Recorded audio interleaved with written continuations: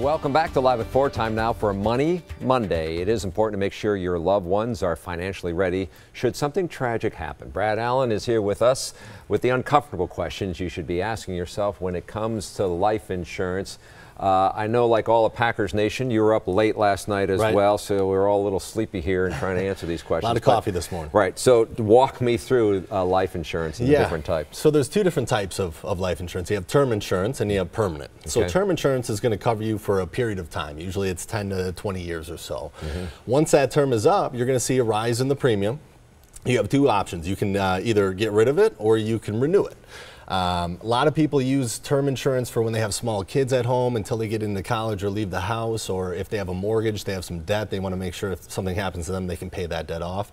A lot of people will, get rid of that maybe in retirement. So how do you find out what's best for you? Well, you want to sit down with a financial professional, kind of have that conversation about what kind of needs do you have. You want to budget it out. So if you have a term policy, you need to know that when that term comes up, it's going to go up, and can you afford that?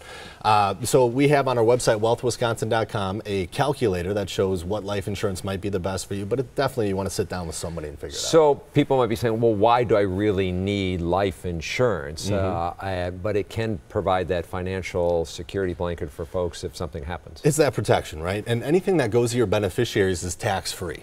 So that can be huge when you compare it to an IRA or a 401k in the market. If that 401k goes to your family, it goes down tax deferred, right? So they have to pay all the taxes at once. Uncle Sam becomes a big beneficiary of yours.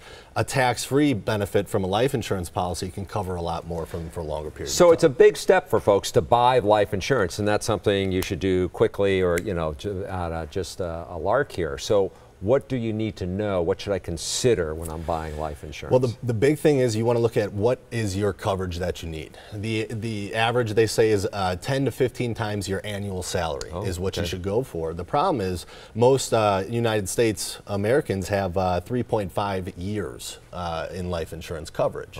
So they don't have enough. So you just want to figure out how much you have, how much you need. When you have a permanent policy, there's things like cash value that can help supplement your retirement as well. So the premium you put in goes into this cash value. You can take that out along the way as well. So a lot of things to think about. You want to sit down with just somebody that can walk you through which one's going to be best for your family. And if you start young enough, earlier enough, you're going to pay a lower fee than if you wait till you're 40. Especially if you get a permanent policy, that's a forever policy, right? So it's not going to, you don't have to renew it. It's not going to go up in premium. All right. Thanks, and thank you for joining us today at 4. There's more news ahead.